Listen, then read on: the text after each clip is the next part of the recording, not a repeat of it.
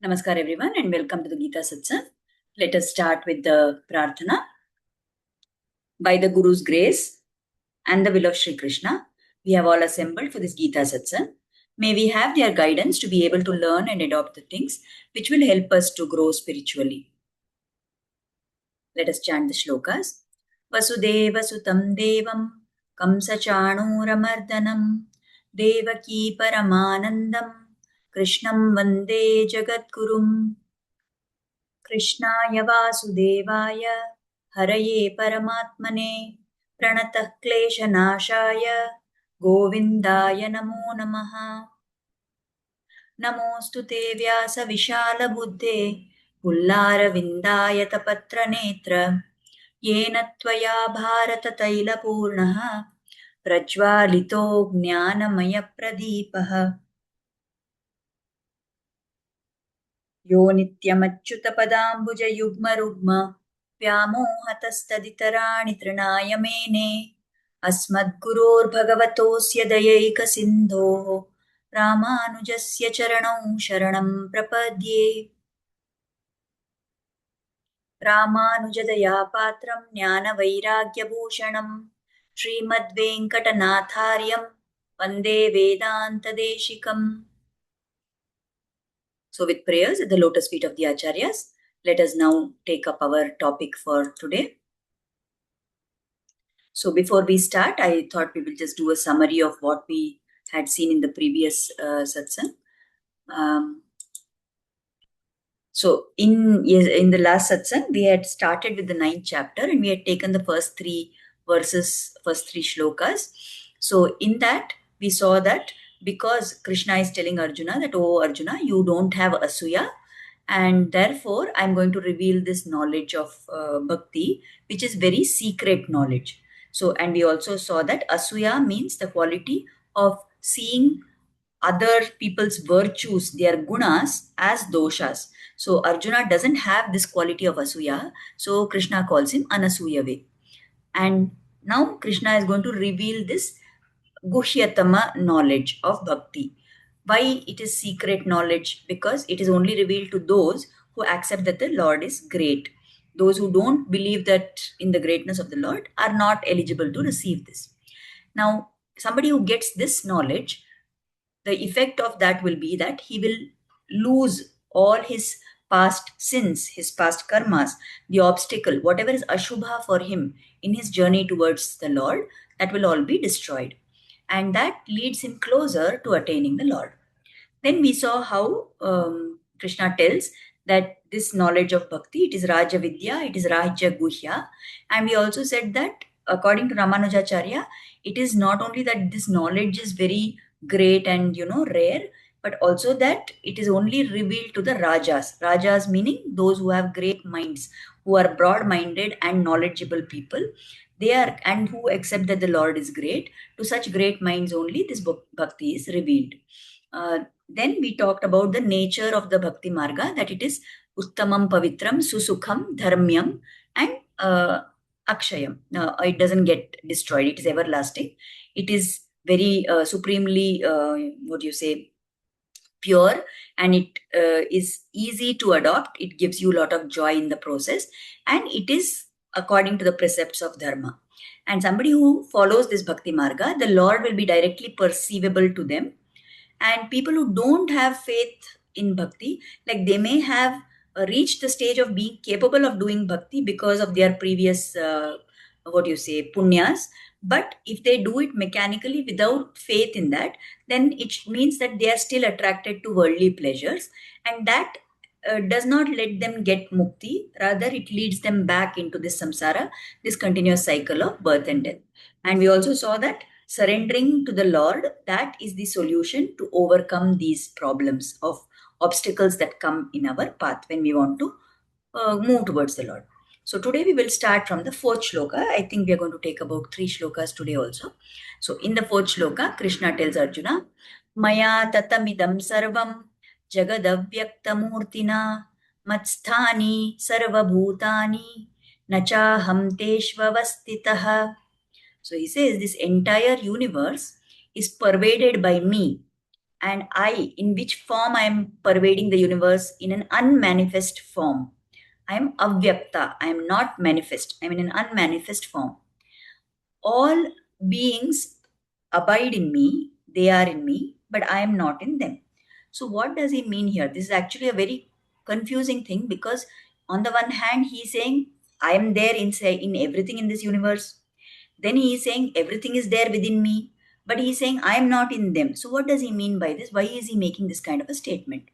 So, what do you mean by entire universe? All the chit and achit vastu, all the sentient beings who have jnana, and all the insentient things which don't have jnana, everything is pervaded by the Lord. And because of this, because He is there in everything in this universe, that is the quality known as Vyapakatva.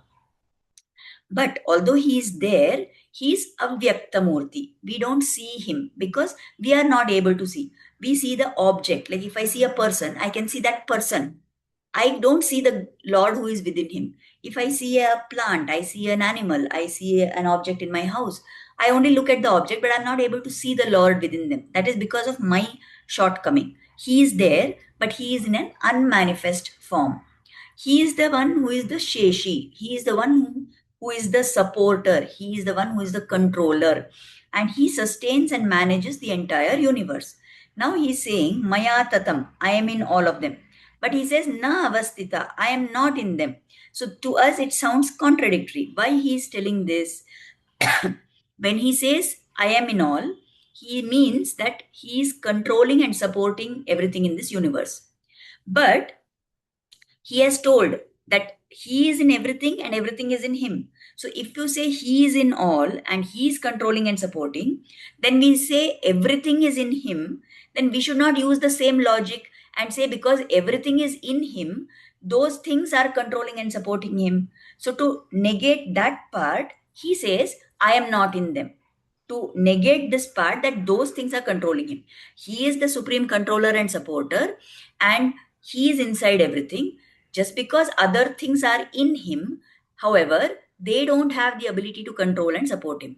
He is only the supreme controller and supporter. So that is why, although he says, I am in all, but he says, I am not in them, in the sense that I am not in their control. That is what he's trying to convey here. So, whether we are in him or he is in us, whatever it may be, ultimately he is only the one who supports and rules. And these concepts are taught with more clarity in greater detail in the Antaryami Brahmana, which is a part of the Brihadaranyaka Upanishad. So, this concept, it is easy for bhaktas to understand, but somebody who is not a bhakta will say, what is this? Why Krishna is telling like this? He's telling two contradictory things and so on. But the bhakta is the one who will understand the meaning of the Lord. That he's saying he is the controller and supporter of everyone and he is in everything. But just because things are in him doesn't mean they control and support him. Now, we move on to the next shloka. Here Krishna tells, न च मत्स्थानि भूतानि पश्य मे योगमैश्वरम् भूतभृन्न च भूतस्थो ममात्मा भूतभावनः. So again he is repeating here, beings do not abide in me, they are not in me. You see my divine yoga, and I am the upholder of all beings, but I am not in them. My will alone causes their existence. Everything exists because of me, and I am upholding everything, but I am not in them. So again here we find it confusing. Just in the previous shloka, he said everything is within him. And now he is saying, I am not in them, they are not in me. So what does he mean by this? So it is like explained by the acharyas by giving the example of water in a pot. Now, if you have water in a pot, then that pot is supporting the water. The pot is holding the water. Similarly, if we say we are in the Lord, okay, if we are residing in Him, then the Lord is supporting us. Now, in case of the water in the pot, we can see the pot and we can see the material which is inside that, isn't it? So we say that the pot is supporting the water in it. Now, is it like that physically that the Lord is holding us? When we say Lord is supporting us, what do we mean by that? Does it mean that physically He is holding us like the pot holds the water? No. To indicate this only, He is telling that I am not in them, they are not in me. In the sense that Lord is supporting everything in this universe. How he is supporting it? Not by his physical form, but by his will, his sankalpa shakti. And just by that will, by he when he just thinks of something, then that happens. That is his sankalpa shakti. So he has made the sankalpa that everything in this universe should be supported. Just by that will of the Lord, it is supported. So it's not like the pot. The pot has to physically hold the water. The pot cannot say, pot doesn't have the ability to say that let the water be supported. And if the pot is not there, the water will not stay in that place. It will not be supported by the pot. But the Lord does that. Why?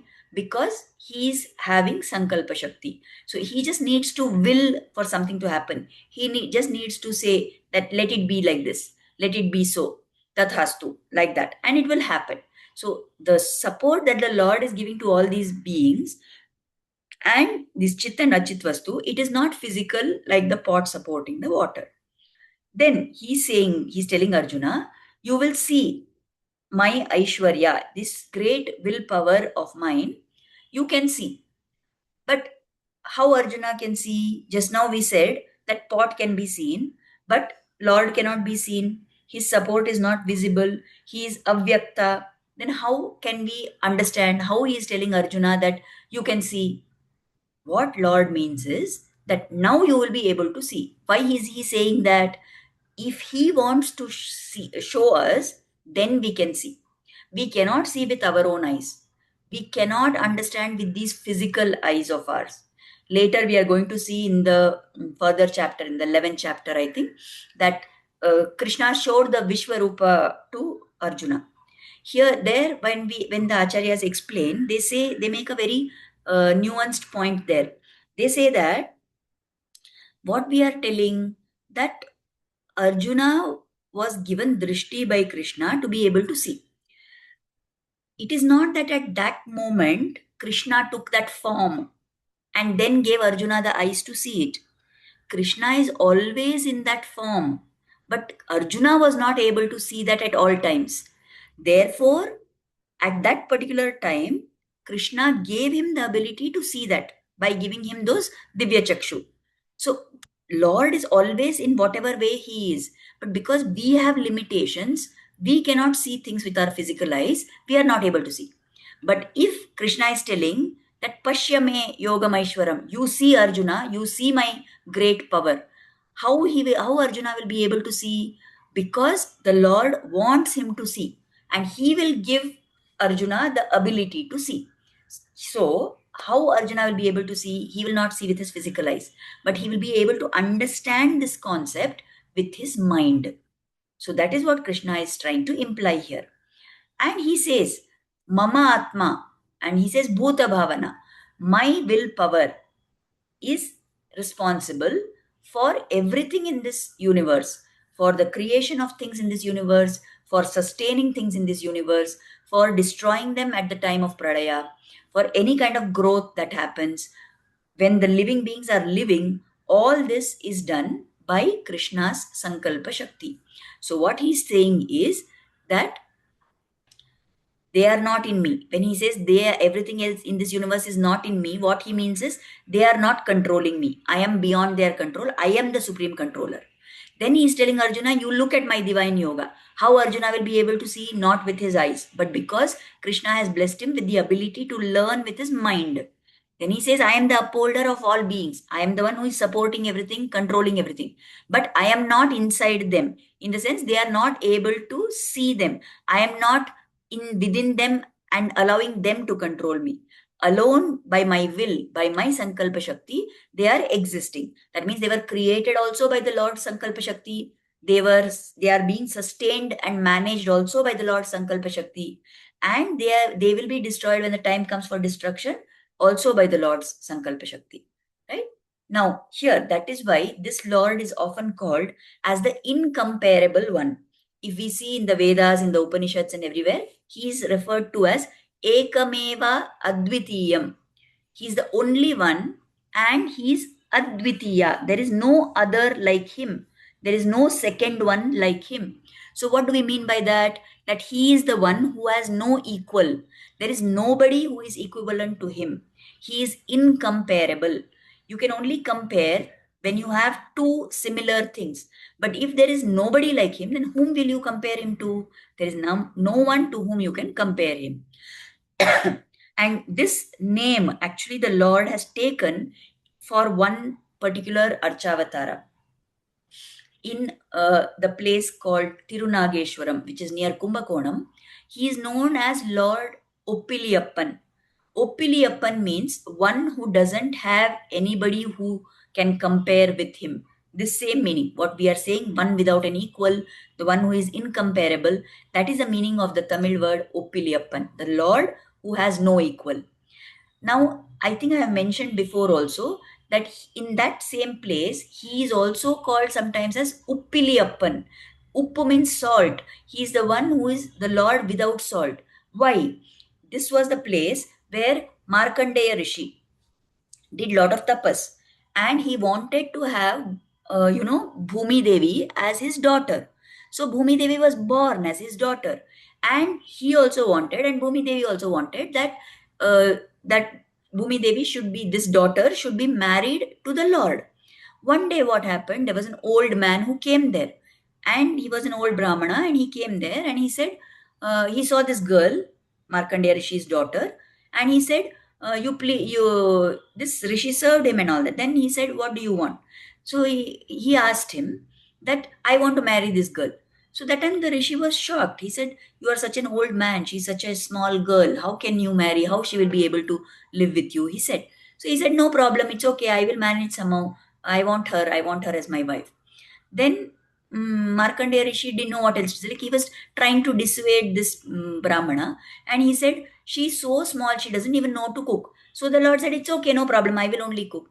So he said, then the Markandeya Rishi told that she's so ignorant of things that even if she makes something, even if she cooks something, she doesn't know how much salt to put. So then that old Brahmana said, it's okay, let her give me whatever she's making without salt only. I will eat like that only. I'll be very happy eating from her hands, and so on.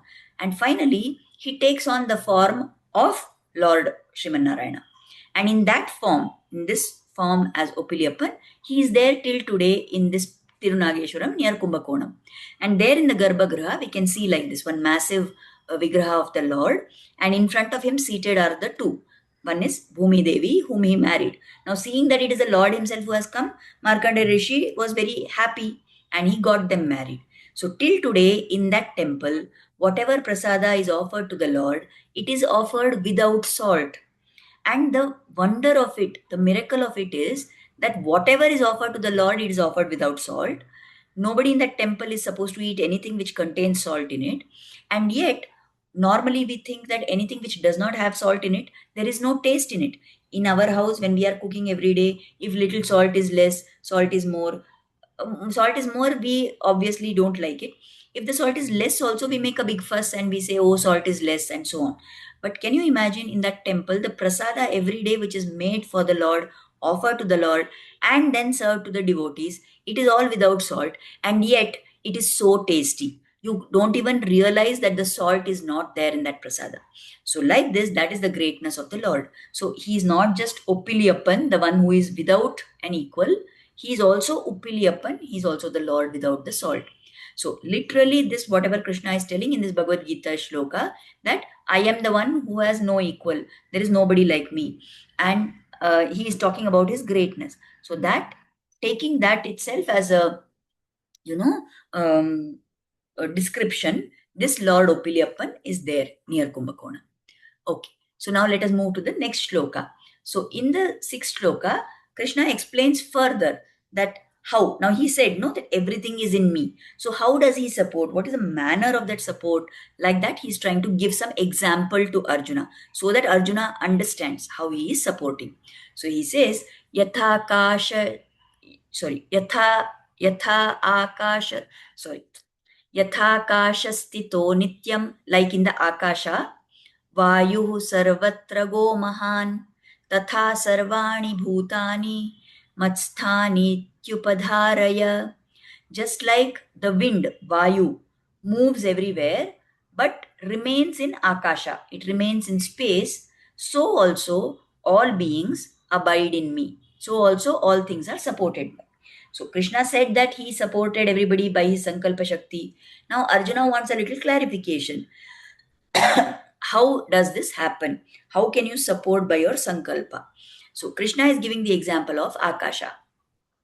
Now, when creation takes place, at that time, all these five elements get created. Out of that, first Akasha is created. Then, from that, next Vayu is created. Then, Agni. Then, water, the Jala Tattva, Apa.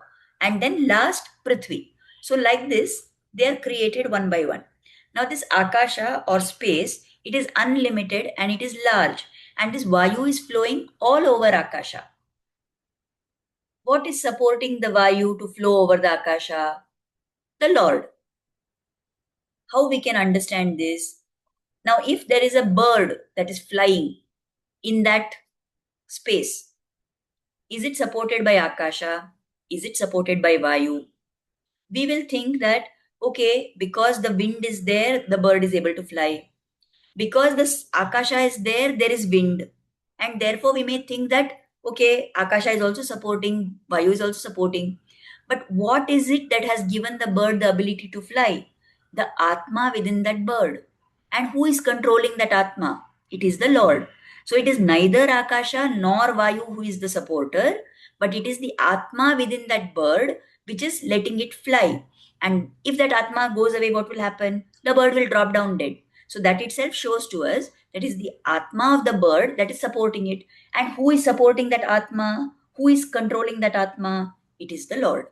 So the Lord is inside everything and he supports everything from within. So that is what Lord means, that by my Sankalpa, I am supporting everything in this world. Again, we take back the example of the pot and the water. Pot is physically holding the water, but the Lord doesn't need to be inside. See, he is there in Akasha and Vayu and everything, he is there, but it's not as if he has to physically be there and hold those things.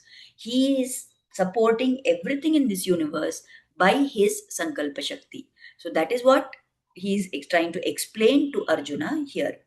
And he's, because Arjuna wants some clarification that how does this happen, so Krishna is giving this example of the Akasha. He says Akasha is there, the Vayu is flowing all over Akasha because Akasha is there. But who is the ultimate supporter of the Akasha as well as the Vayu? It is the Lord.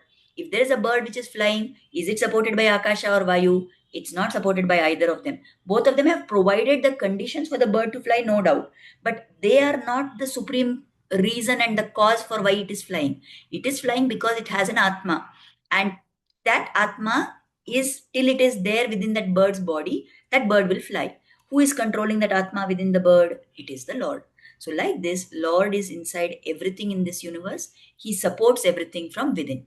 And when he says that I am in everything, but everything is not in me, what he means is I am in everything. And because I am in everything, I am controlling and supporting it. So, when I say everything is in me, yes, everything is in me, but that does not work like the same relation what I told previously, that I am in everything and I am supporting them. But just because everything is in me doesn't mean they are supporting me. So that is why he makes these kind of statements. We may be able to understand at an intellectual level. We may be finding it a little confusing also, but whatever it is, he has also told that if it is somebody is a bhakta, then he will understand this. So we can only pray that we get more and more bhakti so that we are capable of understanding all this.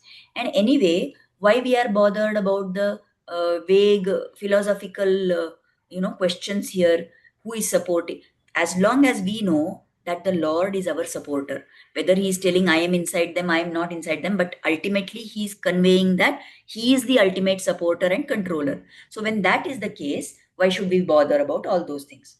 Now here some more things the acharyas tell about how the Vedas are telling, right? There are so many places in the Brihadaranyaka Upanishad, in the Taittiriya Upanishad, where they say all these things, that the origin of the clouds, whatever water is there in the ocean, how does that cloud form? Why does a cloud form in a particular shape? What decides how much moisture is going to be inside that cloud? How is the water of the ocean staying within those bounds? why it is not flooding over the entire earth, who controls the phases of the moon, who controls the movements of when there is a storm, that flash of lightning which comes, the sun and its movements, who has decided that sun should rise at this time and set at this time. All these are nothing but marvelous manifestations of the power of Vishnu. It is by the command of that Lord who is imperishable that the sun and moon are all held in their positions. Who decides that where the sun should be, where the moon should be, how they should travel, what is the route that they should take? All these are by the command of the Lord. Then in the Taittiriya Upanishad, it says that the wind is blowing out of fear for the of the Lord. Then the sun is shining, he's rising every day at that time, he's setting every day at that time, out of reverence for the Lord. So here when they say that it is fear of the Lord, what is actually meant is not that they are scared, but rather out of respect for him. So like that, by respect for the Lord's will and his command only, all the devatas are doing everything. So there's nothing in this universe which is not in his control. We said that Achit Vastu, Chit Vastu, they are all controlled by the Lord. The Devatas are also under the Lord's control. The Devatas are not in any great special position. They are also Jivatmas. They are also bound souls who have got to those particular positions in Swargaloka because they have accumulated more merits than us. If there is somebody who does lot of punya in this earthly life, then when we are in Bhuloka, if we do lot of meritorious deeds, we will accumulate lot of punya, and because of that punya, we will get to go to Swarga, and there we will maybe we will have some position. Now, whoever is sitting now, this we say Indra, we say Brahma, right? All these they are nothing but positions. They are not a particular vyakti. During this particular kalpa, during this particular period of time, there is one particular jivatma which has accumulated that much punya, and that atma is sitting there in that position of Indra. When the next cycle comes, when this existing things are all destroyed and the next cycle begins, there will be some other atma which is sitting in that position of Indra. So whatever it may be, however high those devata sthanas may be, they are still not supreme controllers. They only seem to control certain things. Like we say that Agni is the devata of fire, he is the controller of the fire. But who is giving him the power? It is the Lord who is Antaryami within Agni. So all these powers that they have got, they are nothing but manifestation of the Supreme Lord's power. And Sriman Narayana is giving all the power to all the devatas. And out of that reverence for him, they are doing all their activities. So these are some of the things we have understood in this satsang today. We will continue in the next satsang. And then we will see what further things Krishna is telling Arjuna. So let us offer Kritagnyata, gratitude at the lotus feet of Sri Krishna and Guru, who inspired us to start and to join this satsang. Sorry. Let their blessings and grace always be on us. I will inform you about whether we are having satsang on Friday or next week. Let us see how the God wills. I will try for Friday again so that we can get back on track. Anyway, we will see how it goes. Thank you, everybody. Namaskar.